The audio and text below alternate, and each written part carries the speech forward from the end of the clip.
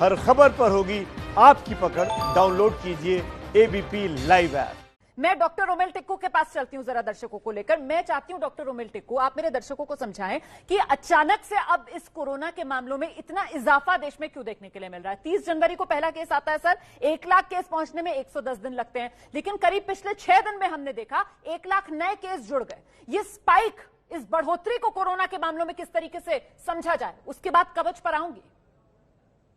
देखिए, नंबर्स तो बढ़ने ही थे, वो तो एक्सपेक्टेड था। लॉकडाउन के बाद मूवमेंट शुरू हो गई थी, इकोनॉमी खुल गई थी, ऑफिसेज खुल गए, ट्रांसपोर्ट खुल गया, तो नंबर्स बढ़ने ही थे जितनी ज्यादा इंटरेक्शन मूवमेंट होगी। बट नंबर्स में अभी हमें नहीं घुसना है, हमें जाने बचानी है लोगों की। हाँ। कोविड से कोई जान नहीं जानी चाहिए, इस पे फोकस करना चाहिए। और दोनों गवर्नमेंट्स में बोलूंगा, सेंट्रल हो या स्टेट हो, दोनों काम कर रहे हैं उसके लिए। बेड्स बढ़ाए जा रहे हैं, जैसे आप देखिए कोविड केयर सेंटर वर्ल्ड का सबसे बड़ा कोविड केयर सेंटर है, 10,000 बेड्स है वहां पर। या सेंटर जो कर रही है, सारे मिलके काम कर रहे हैं। टेस्टिंग आप देखिए, आप नंबर बोल रहे हो कितने बड़े हैं, नंबर्स बढ़े क्योंकि टेस्ट बढ़े। आप 10 दिन पहले 5,000 टेस्ट कर रहे थे दिल्ली में, आज आप 20,000 टेस्ट कर रहे हो। पूरे इंडिया में आप आज 2 लाख टेस्ट कर रहे हो, 2 लाख से ज्यादा, तो नंबर्स बढ़ने हैं। बीमारी ऐसी है कि वो फैलेगी। आप कितना सोशल डिस्टेंसिंग करेंगे, ये चैलेंज है स्मॉल क्लस्टर्स में, जहां पर एक साथ लोग काम करते हो, रहते हो, बाथरूम शेयर कर रहे हो, एक रूम शेयर कर रहे हो। सो नंबर्स का गेम अब खत्म है, वी आर बियॉन्ड दैट। अब हमें जाने बचानी है और फैसिलिटीज बढ़ानी है, हेल्थ केयर फैसिलिटीज। उसमें मेरे को लगता है बहुत अच्छा काम हो रहा है और अभी हम स्ट्रगल नहीं कर रहे। हाँ, थोड़ी बहुत ट्रांसपेरेंसी अभी भी होनी चाहिए बेड्स के मामले में, वो प्राइवेट हो या गवर्नमेंट हो। लोगों को अभी भी नहीं ये पता है कि हमें कहाँ जाना है, कहाँ पर बेड्स है। आई थिंक उसमें थोड़ा कोऑर्डिनेशन होना चाहिए। अब हम ज्यादा समझते हैं इस बीमारी को, हमें दवाइयों का पता है। आप खुद ही बोल रहे हो कि 5 दवाइयां अभी इमरजेंसी यूज हो रही हैं, जानें बच रही हैं, और हमें अब ध्यान देना है हम कैसे जान रहे हैं ये दवाइयां जो हैं, ये कहाँ मिल रही हैं, किधर से मिल रही है। लोगों को फोन आ रहे हैं हमें कि हमें प्लाज्मा चाहिए, हमें रेमडेसिविर चाहिए। अब ये थोड़ी ना ऐसी चीजें है प्लाज्मा की आप दुकान से लाके दोगे उन्हें थोड़ी इन्फॉर्मेशन चाहिए, कोऑर्डिनेशन होनी चाहिए, प्लाज्मा का एक सेंटर होना चाहिए। जो हॉस्पिटल है, पहले तो लोगों को पता ही नहीं कौन कौन से हॉस्पिटल में प्लाज्मा मिल रहा है, लिमिटेड हॉस्पिटल्स में मिल रहा है, ट्रायल्स का पार्ट है। ये सारी ट्रांसपेरेंसी होनी चाहिए। नंबर 2, एक हेल्पलाइन रखो जहां लोगों को पता चले, डोनर्स का एक पोटेंशियल डोनर्स का एक लिस्ट होना चाहिए, जहां उन्हें पता चले कि हमें कहां से डोनर को कांटेक्ट करना है, वो पोटेंशियली दे सकता है, उसकी स्क्रीनिंग होगी और मिल जाएगा। इसके बारे में हमें कैंपेन्स करने चाहिए, अवेयरनेस कैंपेन्स करने चाहिए, जैसे आरोग्य सेतु का किया हुआ है। लोगों को डर है कि अगर हम प्लाज्मा देंगे तो हमारे को वीकनेस हो जाएगी, कोई प्रॉब्लम हो जाएगी। ऐसा कुछ भी नहीं है, वो एक जान करने की जरूरत है। सही, जान बचाने से बड़ी क्या बात हो सकती है। और दोनों गवर्नमेंट मुझे लगता है बिल्कुल बिल्कुल बिल्कुल सर, मैं आ रही हूँ, मैं आपके पास ही आ रही हूँ, लेकिन उससे पहले मुझे लगता है के शर्मा जी को आना चाहिए, क्योंकि ये जो प्लाज्मा थेरेपी वाली बात है के शर्मा जी, हमने देखा किस तरीके से दिल्ली ने इस पर लीड लिया। सबसे पहले प्लाज्मा थेरेपी दिल्ली के अंदर किस तरीके से कामयाबी के साथ कोरोना के मरीज को ठीक करती हुई ये थेरेपी नजर आई। अब दिल्ली के अंदर तो प्लाज्मा बैंक बनाने की भी बात आज दिल्ली के मुख्यमंत्री ने कर दी है। इसको हम रेप्लिकेट क्यों नहीं कर रहे हैं? देश भर में हम इस तरीके के प्लाज्मा बैंक्स की शुरुआत क्यों नहीं कर रहे हैं? के शर्मा जी, देखिए, जब प्लाज्मा थेरेपी की बात आई थी पहली बार, और आज ही आप यदि केजरीवाल जी का ही स्टेटमेंट सुना, तो उन्होंने कहा कि 29 केसेस पहले हमने डिटेक्ट किए, उसमें हमने ये जो है प्लाज्मा थेरेपी को यूज किया। हमने केंद्र सरकार को इस संदर्भ में पूरी जानकारी दी और उनको सारा चीज बताया। इसके बाद उन्होंने स्वयं ही कहा कि उन्होंने जो है इसका हमें वो दे दिया है, अवसर दिया है कि आप ये कर सकते हैं। हम ये बात यदि अन्य कोई राज्य सरकार भी करना चाहते हैं और इसको बढ़ाना चाहते हैं, लेकिन अभी भी इसको लेकर पूरी तरह से क्लियरिटी नहीं है। उस चीजों पर भी अभी विशेषज्ञ कार्य कर रहे हैं।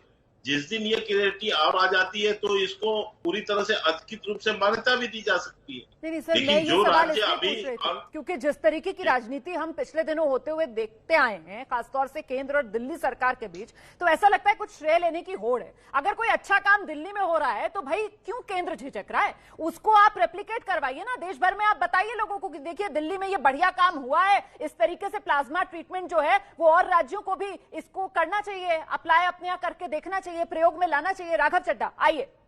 रोमान जी, केवल एक बात कह दूं। आपने ये केंद्र सरकार के ऊपर में जब पूरी बातें डाल दी, ये अभी विशेषज्ञ इस पर कार्य कर रहे हैं। अभी इसमें पूरी तरह से, यदि मेरे साथ अपने डॉक्टर बैठे हुए हैं, डॉक्टर साहब, यदि वो इसको स्पष्ट और कर सकते हैं, बता सकते हैं पूरी तरह से इसमें, कि क्या ये पूर्णतः इस रोग का निदान माना जा सकता है? नहीं सर, ये तो कोई कह ही नहीं रहा है। अगर पूर्णतः ये रोग का क्योर मान लिया जाता, फिर तो सर ये ब्रेक थ्रू हो जाता ना, फिर तो इलाज ही मिल जाता कोरोना का। वो कोई नहीं कह रहा है। बात ये है, आप इन्हीं के केजरीवाल जी के बयान पे चले जाइए सर। जरा सा ले आते हैं ना, राघव चड्ढा बैठे हुए हैं। राघव चड्ढा बता देंगे केजरीवाल ने क्या कहा है। राघव चड्ढा प्लाज्मा थेरेपी को लेकर क्लैरिटी दे देंगे एक बार दर्शकों को, फिर आप आ जाइएगा। आइए राघव। देखिए रमाना जी, इसमें कोई दो राय नहीं है कि सबसे पहले देश में प्लाज्मा थेरेपी शुरू हुई वो अरविंद केजरीवाल जी की सरकार ने दिल्ली में शुरू करी। एक प्रयोग करा, लिमिटेड ट्रायल होता है, क्लिनिकल ट्रायल, उसकी शुरुआत करी। उसके नतीजे जो आए वो बड़े उत्साहवर्धक थे। जो डॉक्टर साहब हमारे चैनल पर बैठे हैं, डॉक्टर साहब जिस अस्पताल से ताल्लुक रखते हैं, उस अस्पताल ने भी ये प्लाज्मा थेरेपी करके एक ट्रायल कंडक्ट किया, उसके भी बड़े उत्साहवर्धक नतीजे आए। और आज माननीय मुख्यमंत्री जी ने हिंदुस्तान का पहला प्लाज्मा बैंक बनाने की अरविंद केजरीवाल जी ने घोषणा करी है। हमने ये भी कहा, आपने अगर उनकी प्रेस वार्ता सुनी, उन्होंने ये भी कहा कि ये संजीवनी बूटी नहीं है। ऐसा नहीं है कि हर मरीज को जिसको प्लाज्मा दे दिया जाए वो 100% ठीक हो जाएगा। हो सकता है उसमें और भी बीमारियां हो, उसको डायबिटीज की हो, उसको हृदय का कोई रोग हो, उसकी लंग की बीमारी हो, वो उसकी उम्र अधिक हो सकता है उसको ना भी बचाया जा सके। लेकिन ये देखा गया है कि ये थेरेपी जो है ये इस बीमारी से लड़ने में कारगर साबित होती है, मददगार साबित होती है। मददगार शब्द का प्रयोग किया गया और मुझे लगता है कि क्योंकि अरविंद केजरीवाल जी की सरकार प्लाज्मा थेरेपी पर आगे बढ़कर काम कर रही है, तो इसका यह मतलब नहीं है कि हमारे जो विपक्षी दल है वो प्लाज्मा थेरेपी को नकार देंगे। बल्कि मैं तो चाहूंगा कि अन्य राज्य जहां कांग्रेस की सरकार है, जहां भाजपा की सरकार है, तो बड़ी बड़ी पार्टियां, हम तो छोटी सी पार्टी हैं, हम तो साधारण लोग हैं, ये बड़ी बड़ी पार्टियां जो है ये अपने राज्यों में भी इस थेरेपी को आगे लेकर जाएं। अगर लोगों का कल्याण होता है, जाने बचती है। इस समय तो हम सबको जाने बचानी है। बीजेपी के राज्य में भी जाने बचानी है, कांग्रेस के राज्य में भी, आम आदमी पार्टी के राज्य में भी। और मैं दूसरी चीज बताऊं, देखिए अभी इस प्लाज्मा थेरेपी को लेकर कई भ्रम भी हैं। जब हम भी संवाद करते हैं दिल्ली के अंदर, आप जानती हैं कितने सारे पेशेंट्स रिकवर हो गए। लगभग 46,000 मरीज जो कोरोना से संक्रमित हुए थे वो ठीक हो चुके हैं और अपने घर जा चुके हैं। इन 46,000 लोगों से जब हम बात करते हैं, उनके मन में कई प्रकार के संदेह हैं। क्या हमें अस्पताल जाकर प्लाज्मा देना पड़ेगा?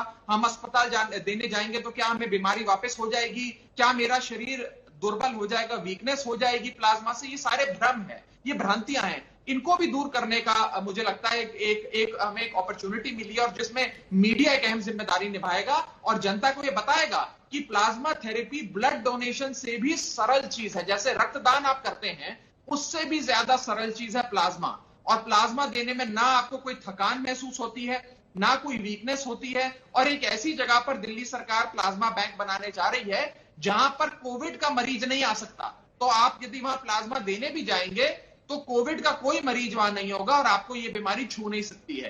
आने जाने की व्यवस्था एयर कंडीशन गाड़ी में हर व्यक्ति, हर मरीज के लिए करा दी है। पूरी व्यवस्था बनाई जा रही है दिल्ली में कि हिंदुस्तान का सबसे बड़ा प्लाज्मा बैंक बने और उस प्लाज्मा बैंक से हर व्यक्ति की जान बचाने के लिए प्लाज्मा जारी किया जाए। एक अच्छी पहल है, मुझे लगता है सबको इसमें मिलकर काम करना चाहिए। ठीक है, मैं टिक्कू साहब के पास जाऊं उससे पहले के शर्मा जी, आप जवाब अगर देना चाह रहे हैं सर तो 30 सेकंड आपके लिए। मैं बिल्कुल आपको जवाब देता हूं। आपको स्मरण होगा रोमाना जी, आप लोगों ने न्यूज भी चलाया, क्या उत्तर प्रदेश सरकार ने प्लाज्मा थेरेपी के पर काम नहीं किया? क्या उत्तर प्रदेश के में जो है प्लाज्मा थेरेपी पर जो है इलाज नहीं वहां पर प्रारंभ हुआ था?